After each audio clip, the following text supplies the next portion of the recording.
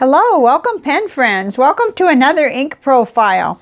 Today we're doing a really beautiful green ink with tons of silver shimmer. And it's got some red sheen too. It's got a lot of really interesting properties.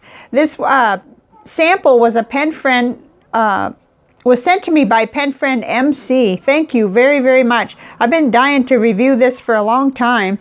And so let's get started. But before we start, I know there are a lot of new people on the channel, so I want to say a big welcome to you and thank you for being here. And I wanted to run through my review pens because I'm just sort of assuming everybody knows, and that's not a good idea. So I start out always with a broad nib in a Jinhao X750, and it is a broad Goulet nib. So that's the first pen that I use. On all the tests, I use these three pens. And then the next pen is a Jinhao 159 with a Goulet 1.5 stub. So we can get a pretty nice broad nib going and see what the ink looks like coming out of there. And then I always use my Lamy Vista with a fine nib for my fine nib pen. So that, and well, I'm starting a new thing where I draw a line, but I didn't do that on this paper here. So we'll just push those aside and just get started. So let's look at some of this goodness here. When you get it on Tomoe River 52 GSM, which is what this is, I did a splatter just so that we could actually really see the shimmer and the sheen and all of the just inkiness of this. It's gorgeous. So there's that. And then over here, see if we can get this positioned right, and we'll make it a little bit bigger. Okay, so I started out in the broad nib. I found out this ink is very, very widely available. It's Diamine Magical Forest, and it's their Shimmer series. So it's a shimmer ink, and I just jotted down Goulet pens, 50 mil for $20 because that's one of my regular places to order, but it's widely available. So you'll need to check with wherever you like to order from. And here it is in that broad nib. It took about 30 seconds to dry, and I'll have to hold it up in a minute so we can see the shimmer. I was noticing that I needed to agitate the pens quite a bit to get things, you know, to get that shimmer to come out evenly. But that's normal. That's what you deal with when you're doing a shimmer ink. And I'm not someone who uses shimmer inks all the time. So there's another factor to consider. But then I put it in the stub nib, the Goulet 1.5 stub nib, and it took just about that same amount to dry. 25 seconds, it was still smearing just a little bit. But, you know, I saw more variation in the more shading when I got it into that stub nib, and there was quite a bit more shimmer coming out because that's a really wet, wide nib, and it seemed to allow more of the particles out. It was 30 seconds to dry, well, somewhere between 25 and 30. So then I put it in the fine nib, and it was 25 seconds to dry. It still saw some variety, some shading or ink variation there, quite nice. And my first impressions, you can't even see them because I've got this, let me scoot it up a little. It's just such a pretty ink. And I somehow thought it was going to come out of the nib darker, but it's a bright green. It's a really happy, kind of Christmassy St. Patrick's green. It's beautiful. I mean, I would have been happy with it dark too. And that is going to lead to another subject here in a little while because we've got another green shimmer ink. But I just love it. It's just really pretty. Let's see if holding it up, we can see some of that shimmer better. You can definitely see it across the middle there in the stub nib, right here when I turn it toward the light. And I can see quite a bit of it going on that broad nib too.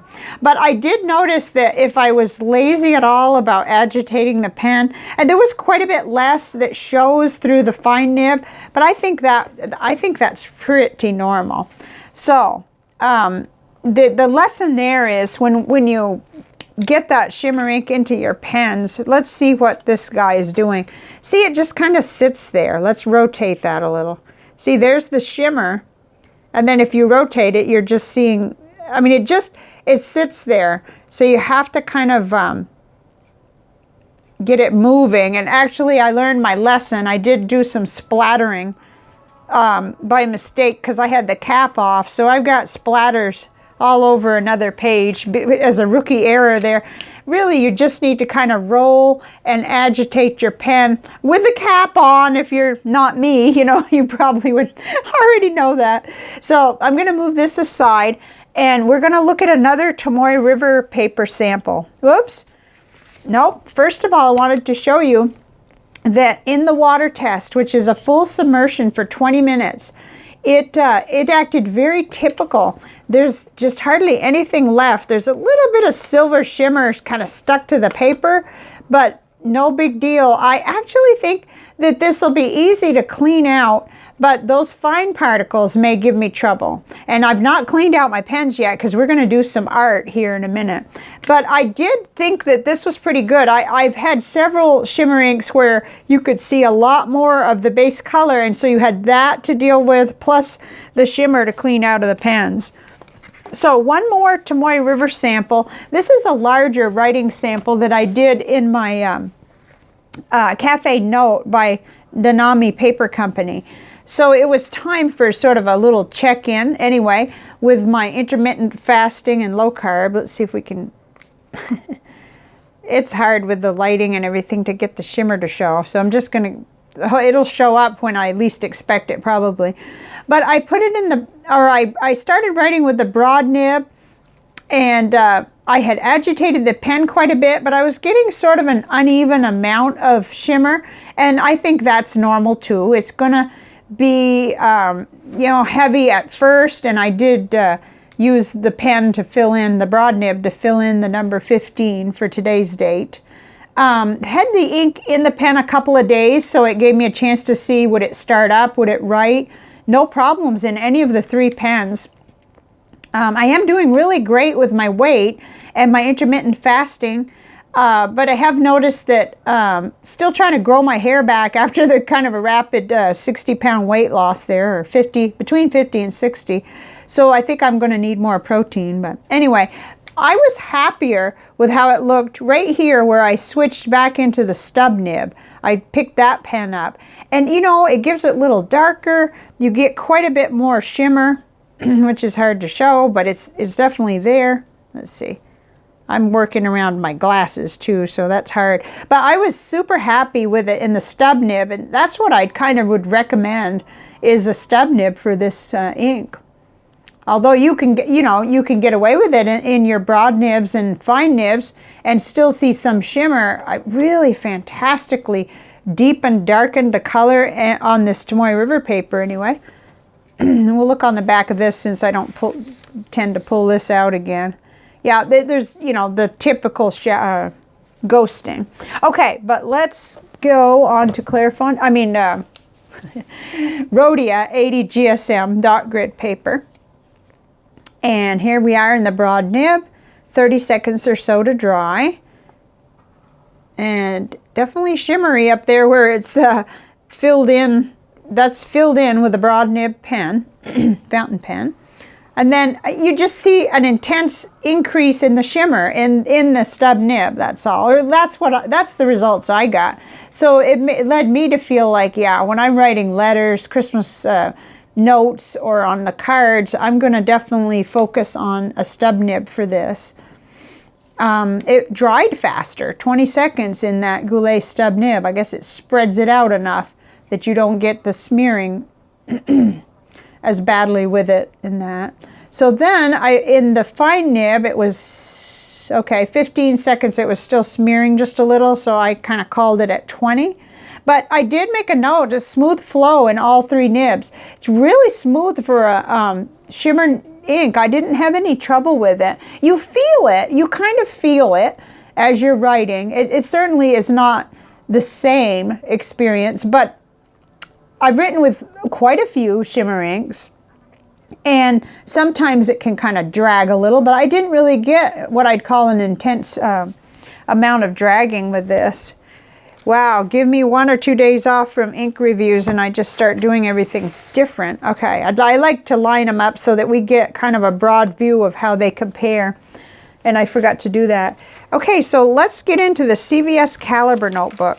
This is a very inexpensive notebook that I happen to use a lot because it holds the fountain pen ink, and every day I write in a notebook that's sort of like a messy process notebook that's bigger than this, but I really love it. I mean, you can glop the ink in these and get away with it. So you could see that red sheen coming out. It's just gorgeous. I couldn't help myself. I should have kept it standard and used the broad pen to make a square, but I just love seeing this kind of thing so much. So I went to non-standard.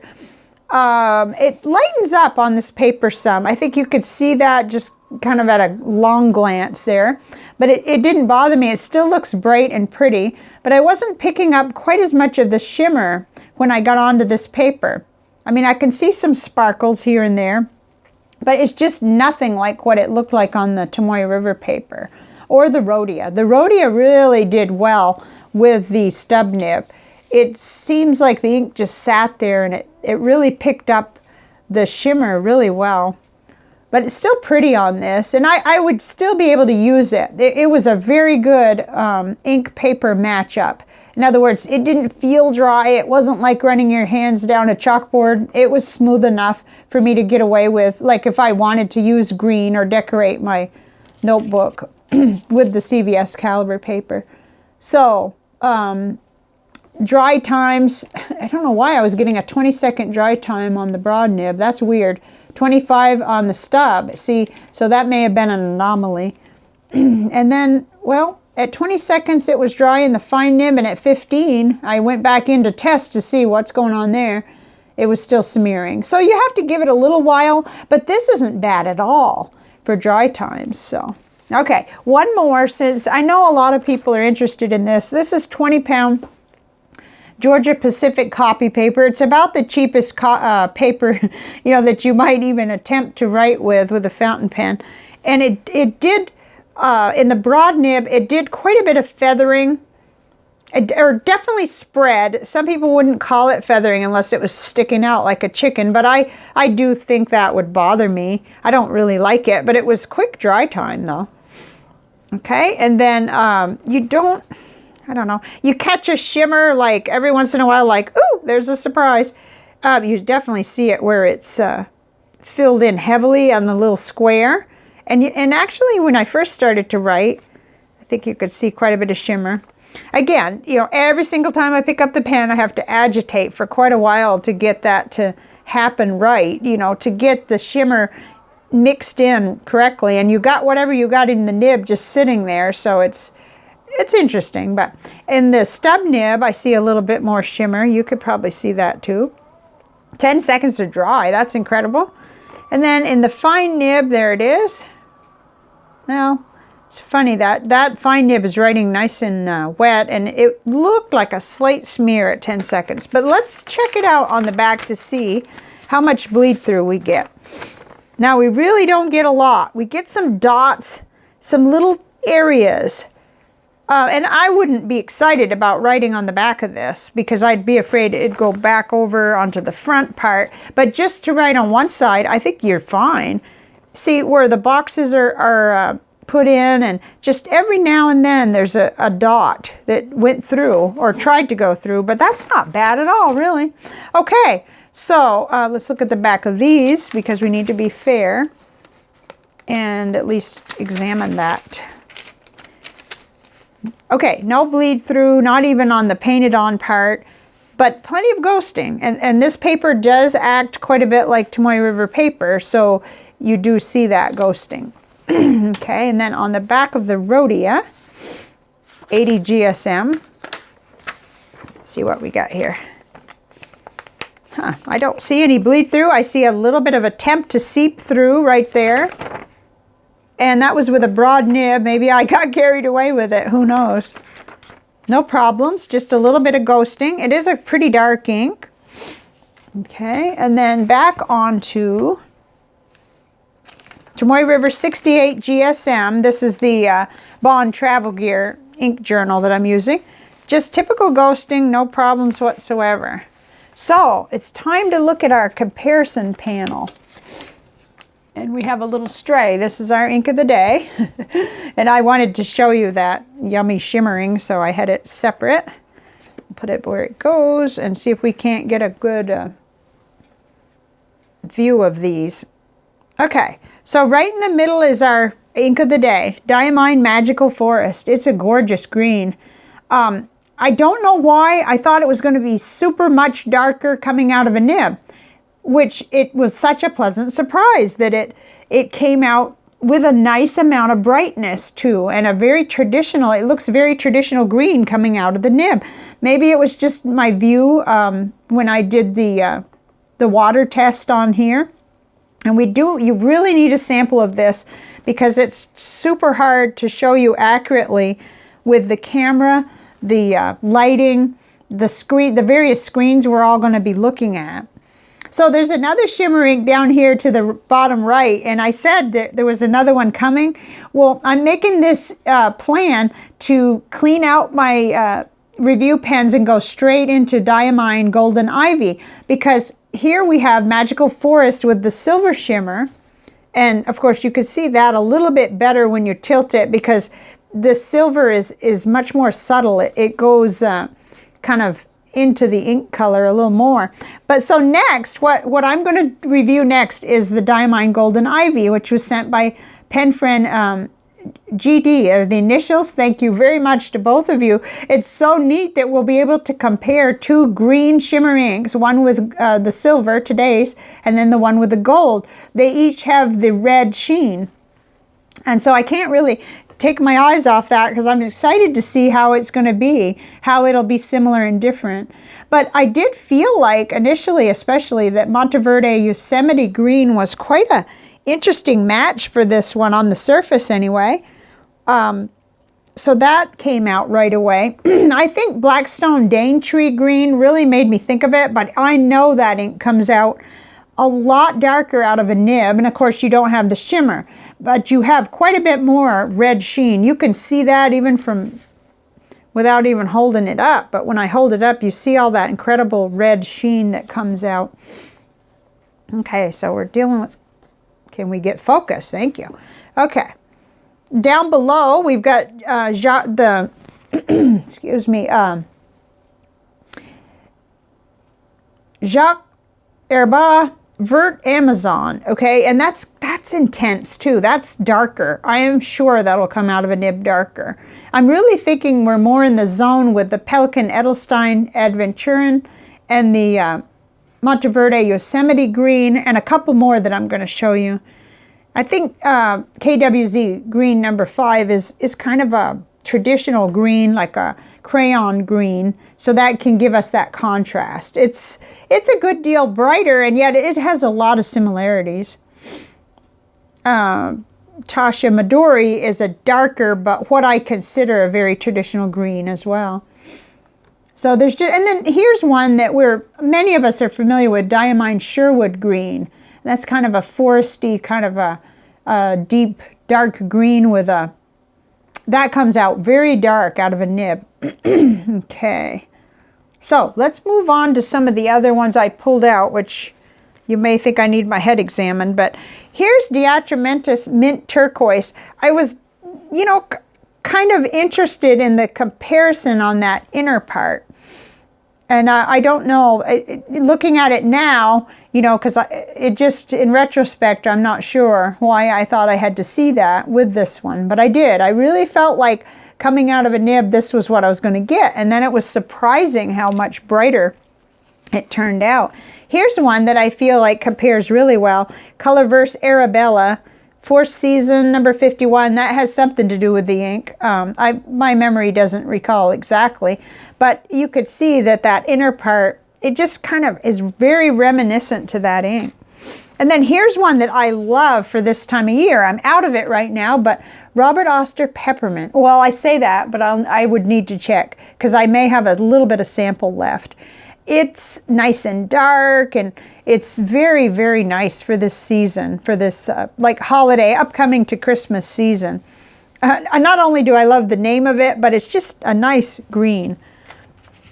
Okay, and then Sitz Krusnock Palm Green is very different, and yet that was one of the inks that came to mind right away as soon as I saw how our today's ink comes out of the nib. So it's it would require a lot more checking, but this is one of my old favorites. Whoops.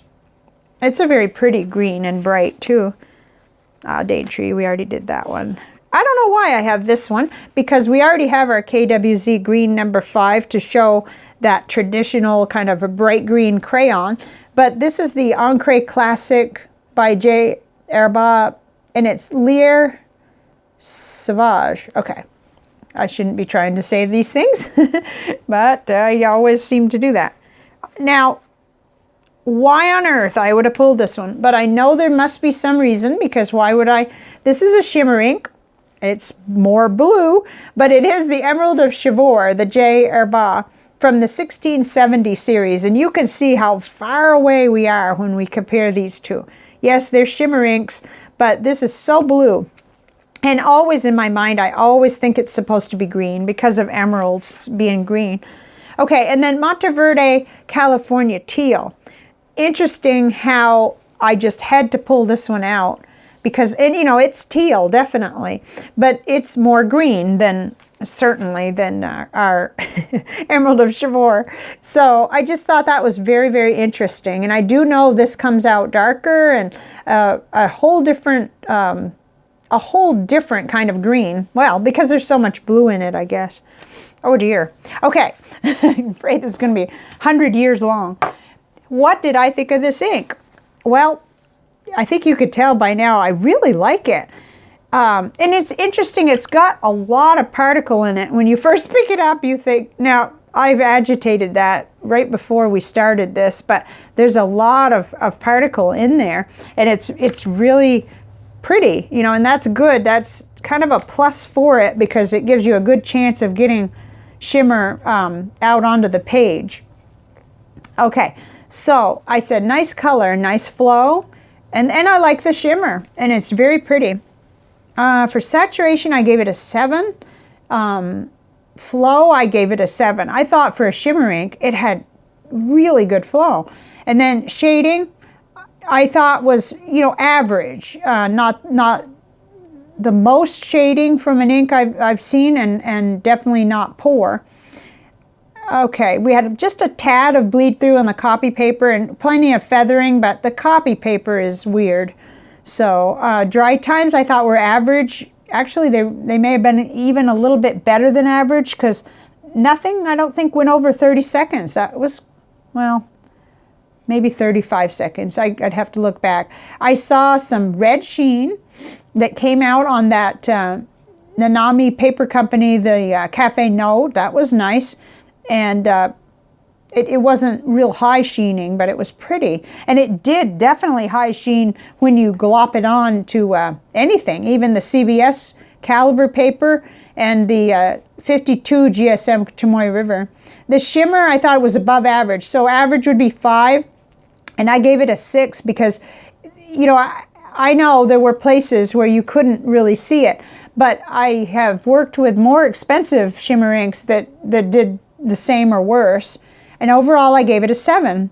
I wrote down here, and I don't remember lots of shimmer. I think I actually, where I was going with that was wondering how it would clean out of the pens. Like, I'm pretty sure it's definitely going to be a complete nib pull and the whole thing, you know, several, it'll be a little bit harder to clean it out, but that's okay. It's worth it. Oh dear, I gotta reach behind me. It's time to do our Nick Stewart technique. What have I got written on here? Press and hold the power button. Okay, well, some kind of technical instructions to myself, so as long as it's nobody's phone number. All right, let's get set up here so we can try and see how this ink looks in the visual journal. And, oh, everything is nice and handy. Got today's ink. And then for the secondary ink, we'll do our Magical Forest. And then I thought we'd try a Troublemaker.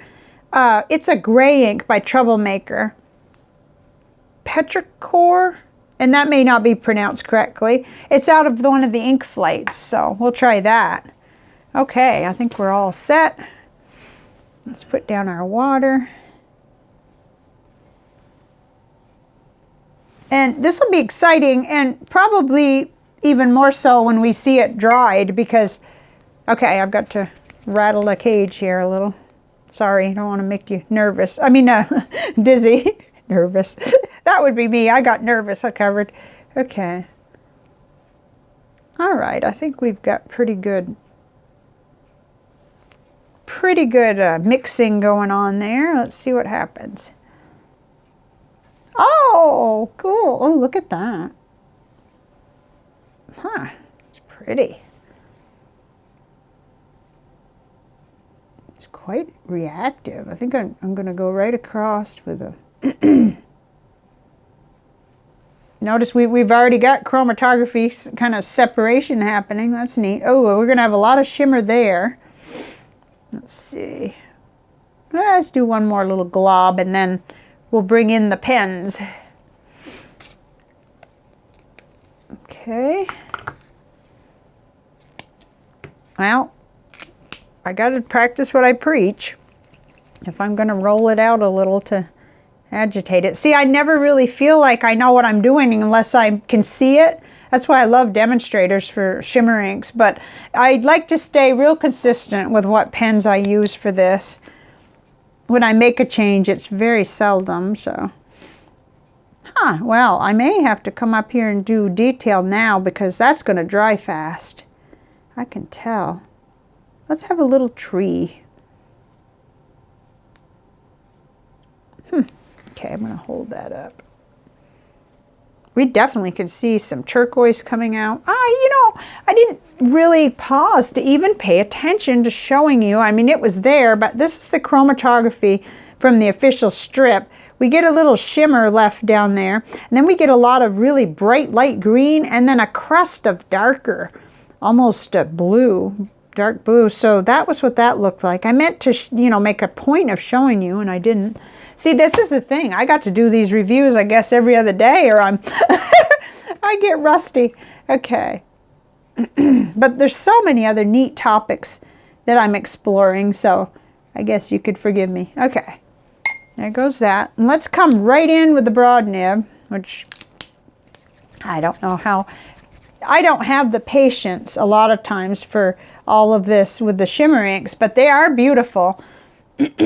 I just need to remember to give it a whirl so we can get particles in everything, in all the writing. Oh, that's nice. That actually there's quite a bit of spread already immediately as I put that down. That's neat.